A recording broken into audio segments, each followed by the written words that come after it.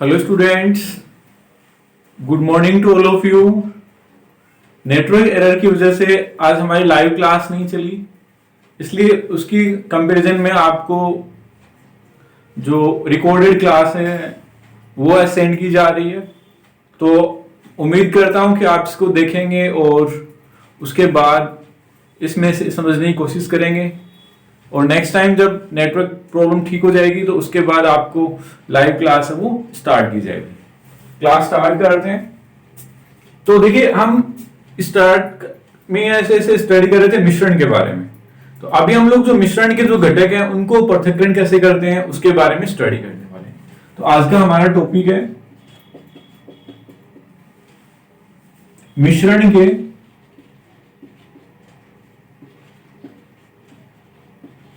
घटकों का पृथक्करण।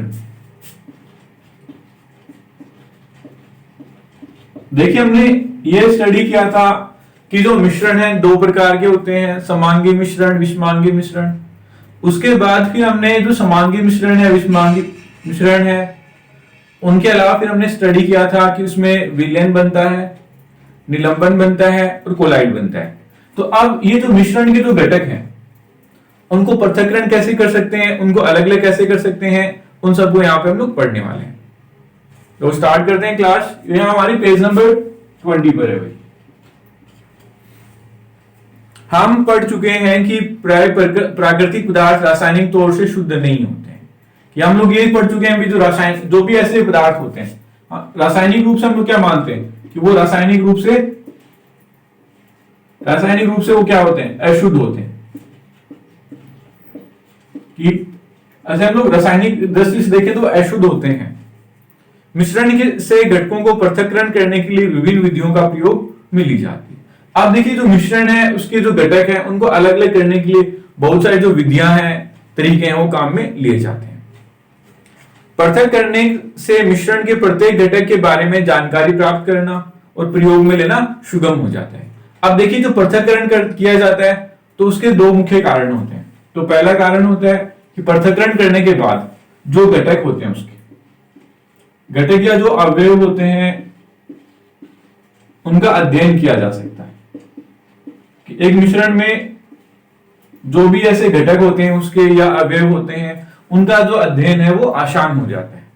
दूसरा हो गया कि मिश्रण के जो भी घटक हैं या जो अवयव हैं उनका पृथक यूज किया जा सकता है, या हम लोग कह सकते हैं पृथक प्रयोग या उपयोग कर सकते हैं। देखिए, जो भी ऐसे पृथक्करण किया जाता है उसके पीछे दो कारण थे। एक तो हो गया कि मिश्रण के जो घटक होते हैं या जो अवयव होते हैं उनका अध्ययन किया जा सकता है। दूसरा मुख्य कारण है कि घटक या जो अवयव हैं उनका पृथक प्रयोग किया जा सकता है। जैसे कि हम लोग बात करें कि दूध और है उसका पृथक्करण किया जा रहा है। तो दूध है से हम लोग जो मक्खन है उसको अलग कर रहे हैं। अब दूध है उसे मक्खन अलग करने के बाद दूध का अलग प्रयोग कर सकते हैं और मक्खन है उसका अलग प्रयोग किया जा सकता है। तो ये पृथक्करण की आवश्यकता होगी। पृथक्करण करने के पीछे दो कारण थे जो हमने इसे स्टडी कर लिया। विषमांगी मिश्रण को साधारण भौतिक क्रिया के द्वारा पृथक किया जा सकता है। अब देखिए, मैं बता रहा था आपको मिश्रण के भी दो प्रकार होते हैं। एक था आपका समांगी मिश्रण, दूसरा विषमांगी मिश्रण। तो आप देखिए, जो विषमांगी मिश्रण था, जो विषमांगी मिश्रण होता है उसको पृथक करने के लिए कि उसके जो अवयव हैं, घटक हैं, उनको अलग करने के लिए हम लोग जो साधारण जो विधियां हैं, जैसे कि आपका हाथ से छांट कर अलग करना, हाथ से चुनकर हम लोग पृथक कर सकते हैं। दूसरा आपका छन्नी से छानकर,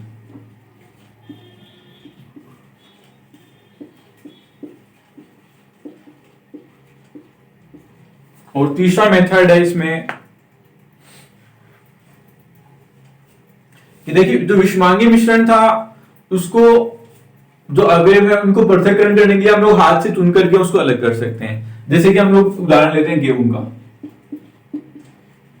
अब गेहूं है, इसमें अगर कोई कंकड़ पत्थर मिला हुआ है, गेहूं में अगर कोई कंकड़ पत्थर मिला हुआ है या दूसरे जो उसमें अनाज के दाने मिले होते हैं तो उनको अलग करने के लिए हम लोग हाथ से चुन करके उसको अलग कर सकते हैं।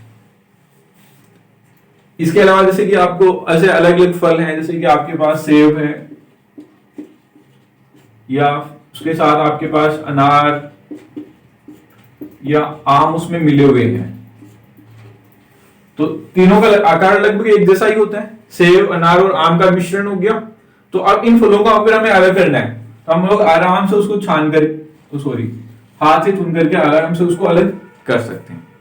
ऐसे छन्नी से छान कर देखिए, आपने देखा होगा निश्चित रूप से कि जैसे जो बजरी होती है, अब उस बजरी से आपको कंकड़ पत्थर अलग करना है तो आप क्या करेंगे, उसे छान करके अलग कर सकते हैं। तो इसमें देखिए आप लोग दो अलग अलग आकार के जो कण होते हैं, कणों का आकार अलग अलग होना चाहिए, तो इसे हम लोग छान करके अलग कर सकते हैं। तो विषमांगी मिश्रण है, उसको पृथक्करण करने के लिए हम लोग हाथ से चुनकर अलग कर सकते हैं, छन्नी से छान करके उसको अलग कर सकते हैं। कभी कभी मिश्रण के घटकों को पृथक करने के लिए विशेष तकनीक का प्रयोग भी किया जाता है। अब देखिए कभी ऐसे ना, मान लो कि ये तो साधारण विधियां हैं, अगर इनके अलावा अगर हमें ऐसे पृथक्करण करना होता है तो उसके लिए कई बार ऐसे विशेष विधियां होती हैं, तकनीक होती हैं, वो भी काम में ली जाती हैं। तो सबसे पहले हम लोग इसमें अध्ययन करने वाले हैं रंग वाले घटक को नीले अथवा काले रंग की स्याही से पृथक कैसे कर सकते हैं। कि तो स्याही है, स्याही से रंग पृथक करना।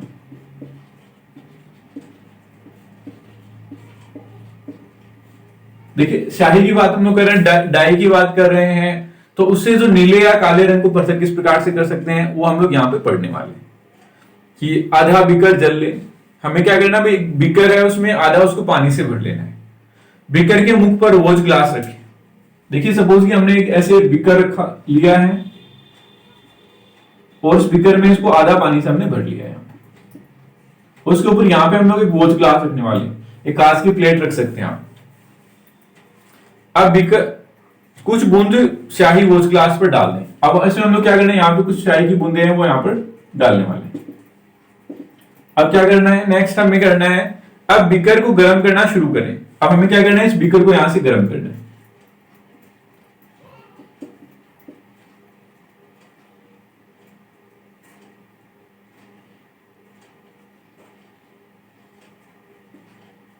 गर्म करना यहां से स्टार्ट करेंगे। हम चाय को प्रत्यक्ष रूप से गर्म नहीं करना चाहते हैं। अब देखिए हम लोग क्या कर रहे हैं, बीकर को गर्म कर रहे हैं, बीकर में जल भरा हुआ है। देखिए ये तो क्या है, उसमें जल है और ये उसमें स्याही है। अब देखिए बीकर में तो जल है, तो हम लोग जल को गर्म करेंगे, बीकर को गर्म करेंगे, उसमें जो जल है वो गर्म होगा और जल की जो वाष्प है उससे ये हमारा जो स्याही है वो गर्म होगी। हम लोग स्याही को सीधे ही गर्म नहीं कर रहे, प्रत्यक्ष रूप से गर्म नहीं कर रहे उसको। आप देखेंगे कि वॉच ग्लास से वाष्पीकरण हो रहा है। आप देखेंगे भी ये जो वॉच ग्लास था ना, इसमें हमने स्याही रखी हुई है, तो ये भी गर्म हो जाएगा और इसमें से जो वाष्पीकरण होगा, मतलब वाष्पीकरण होगा, हम लोग ये कह सकते हैं इसमें जो जल है वो वाष्प में बदलेगा, जल है वो वाष्प में बदलेगा।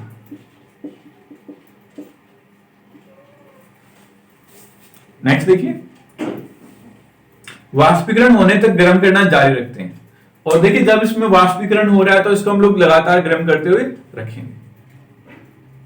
जब वॉच ग्लास पर कोई परिवर्तन नहीं दिखता है तब हम उसे गर्म करना बंद कर देंगे। जब इस वॉच ग्लास में वाष्पीकरण हो जाएगा, इसमें कोई परिवर्तन नहीं होगा, तो हम इसको गर्म करना बंद कर देंगे। इसे ध्यान से देखेंगे और प्रेक्षित करेंगे। उसके बाद इसमें जो भी ऐसे बच जाता है उसको हम लोग ध्यान से देखेंगे। तो देखिए हम पाते हैं कि शाही जल में रंग का एक मिश्रण है। तो हम लोग जब इसको देखेंगे तो हमें क्या पता चलेगा कि स्याही है वो क्या है, स्याही होता है जल में रंग का मिश्रण होता है।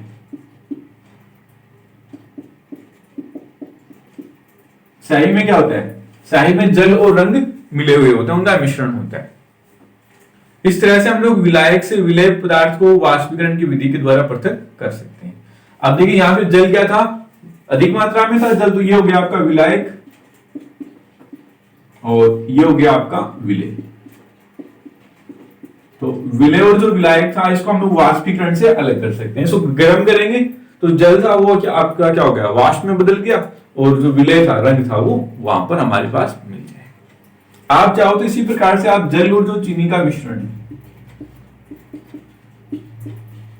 जल और चीनी का मिश्रण है, तो आप इसको भी पृथक्करण कर सकते हो।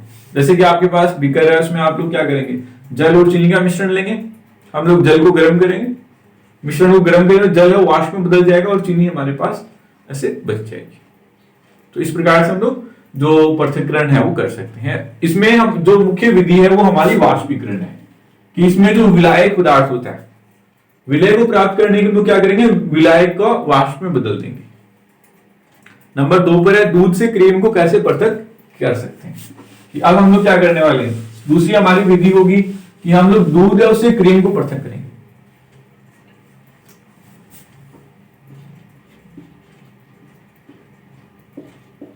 दूध से क्रीम को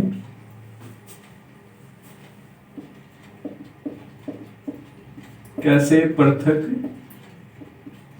करते हैं। देखिए कि दूध है हमारे पास, दूध से उस क्रीम को कैसे पृथक कर सकते हैं, कैसे अलग कर सकते हैं, वो हम लोग यहां पर ऐसे स्टडी करेंगे। आजकल हम बाजार में संपूर्ण क्रीम, टोन, डबल टोन प्रकार के दूध पॉलीपैक अथवा टेट्रा पैक में पाते हैं। देखिए कि अगर हम लोग बाजार में दूध खरीदने के लिए जाएंगे तो दूध हमें क्या मिलेगा, फुल क्रीम मिलता है, फुल क्रीम मिलेगा, इसके बाद फिर टोन होगा, उसके बाद फिर डबल टोन होगा। तो ये इसमें जो क्रीम है या हम लोग कह सकते हैं जो फैट है उसकी मात्रा पर निर्भर करता है। अगर फैट की मात्रा सबसे अधिक होगी तो क्या होगा, आपका फुल क्रीम होगा, और फैट की मात्रा सबसे कम होगी तो क्या होगा, आपका डबल टोन होगा। दूध के इन प्रकारों में भिन्न भिन्न मात्रा में वसा होती है, फैट होती है। कि देखिए जो आपका फुल क्रीम है, टोन्ड है, डबल टोन्ड है, इसमें जो फैट है या हम लोग कह सकते हैं जो वसा की जो मात्रा होती है वो अलग अलग होती है, भिन्न भिन्न होती है। तो अब देखिए इसको अलग करने के लिए हम लोग क्रियाकलाप करने वाले हैं, और हमारा क्रियाकलाप है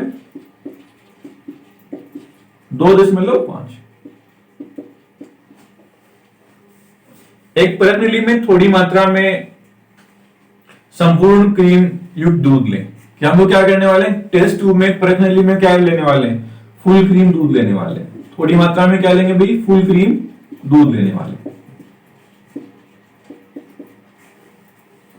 अपकेंद्री यंत्र सेंट्रीफ्यूगिंग मशीन से इसे 2 मिनट तक अपकेंद्रित करें। अब हमें क्या करना है, एक अपकेंद्रित मशीन आती है भाई,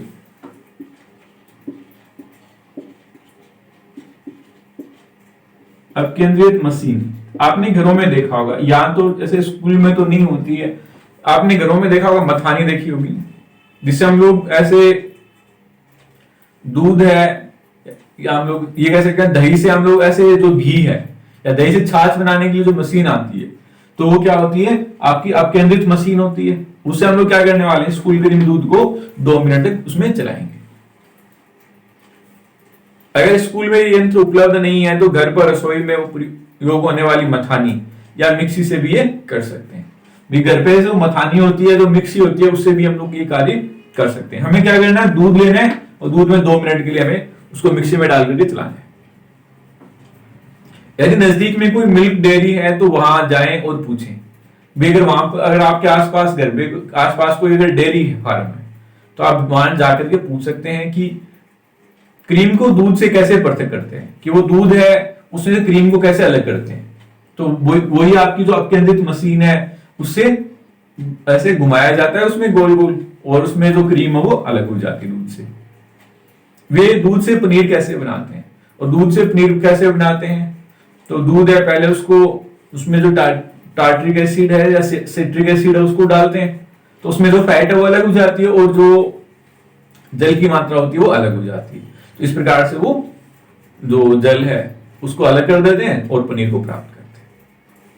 कभी कभी द्रव्य में मौजूद ठोस कण इतने छोटे होते हैं कि छानक पत्थर से बाहर निकल जाते हैं।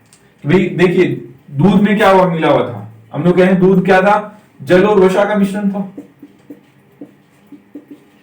जल और वसा का मिश्रण होता है। तो इसने ये कहा कि भाई ये आपका ऐसे जल और उसमें वसा मिली हुई है, हमें पता है, लेकिन ये वसा के जो कण है इतने छोटे होते हैं कि छोटे कण होते हैं, तो जो आपका जो छानक पत्थर है, इसको हम लोग फिल्टर पेपर कहते हैं, उससे वो ऐसे निकल जाते हैं। छान करके समझे हम लोग जल से वसा को अलग नहीं कर सकते। इन कणों को पृथक करने के लिए छानन विधि का प्रयोग नहीं किया जाता है, तो इसको हम लोग छान करके अलग नहीं कर सकते, छानन विधि का प्रयोग इसमें नहीं कर सकते। ऐसे मिश्रण को अपकेंद्रण के द्वारा पृथक किया जाता है, और ये जो मिश्रण है इसको हम लोग अपकेंद्रण के द्वारा, कि इसमें जो अपकेंद्रित जो मशीन है उसका उपयोग करके उसको अलग कर सकते हैं। ऐसे मिश्रण को अपकेंद्रण के द्वारा पृथक किया जाता है इस सिद्धांत के आधार पर जब इसे तेजी से घुमाया जाता है तब भारी कण नीचे बैठ जाते हैं और हल्के कण ऊपर रह जाते हैं। कि ये जो अपकेंद्रण का जो ऐसे सिद्धांत है, इसमें जो भारी कण होते हैं वो नीचे जाएंगे। देखिए जब उसको घुमाया जाएगा तो जो भारी कण होते हैं, भारी कण ऐसे नीचे जाएंगे, या हम लोग कह सकते हैं तल में चले जाते हैं, और जो हल्के कण होते हैं, जो हल्के कण है वो ऊपर तैरते रहते हैं। तो इसमें अपकेंद्रण का सीधा से सिद्धांत है कि जो भारी कण होंगे वो नीचे तल में चले जाते हैं और जो हल्के कण है वो तैरते रहते हैं। तो इस प्रकार से देखिए आप क्रीम है उसको अलग कर सकते हैं, या हम लोग सीधे हम लोग कहें कि जो दही है उससे जो घी हम लोग प्राप्त करते हैं उसको भी इसी प्रकार से प्राप्त किया जाता है कि उसको घुमाया जाता है तो जो छाछ के जो भारी कण होते हैं वो नीचे चले जाते हैं और जो घी के जो हल्के कण है वो उसके ऊपर तैरते रहते हैं। अब देखिए इस विधि का प्रयोग देखिए, अनुप्रयोग देखिए। जांच प्रयोगशाला में रक्त और मूत्र की जांच में, कि भाई जो भी ऐसे प्रयोगशालाएं होती हैं कि जैसे बीमार हो जाते हैं तो रोग निदान जो ऐसे प्रयोगशालाएं होती हैं वहां पर ऐसे रक्त की जांच की जाती है या जो पेशाब है उसकी जांच की जाती है, तो उसमें जो अपकेंद्रण जो मशीन है उसको प्रयोग में लिया जाता है।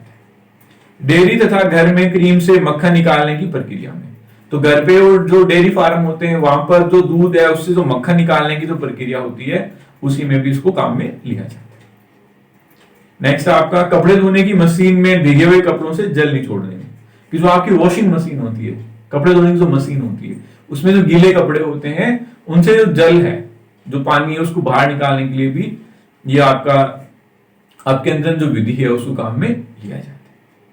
तो इस प्रकार से हम लोग जो अपकेंद्रण विधि है उसका उपयोग करके हम लोग दूध से क्रीम उसको पृथक कर सकते हैं। इसका मुख्य सिद्धांत था कि जैसे ही इसको घुमाया जाएगा तो जो भारी कण होंगे वो तल में जमा होंगे और हल्के कण उस पर तैरते रहते हैं। आज की क्लास यहीं से हम लोग समाप्त कर रहे हैं। उसके बाद अगर किसी को डाउट है तो आप मुझसे पूछ सकते हैं।